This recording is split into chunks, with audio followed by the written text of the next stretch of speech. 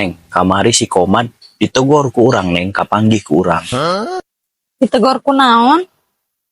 Atunya kamari teh ngomong na lauk menang mancing, gorengan makan eta laukna menang meuli. Terus si Komad ngomong naon? Manehna mengalihkan pembicaraan kitu Neng, ngajakan urang ke hotel jika nama supaya urang ulah mamarahan ka manehna. Nyarek naon cenah ngajakan ka hotel? Teuing ngomong nama ngajakan yangan lauk di hotel. Ditanya ku urang, emang di hotel aya pasar lauk Komad?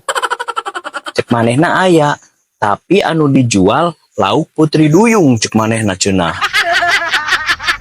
Cek urang teh nyanggeus hayu, soalna rek ditraktir Neng.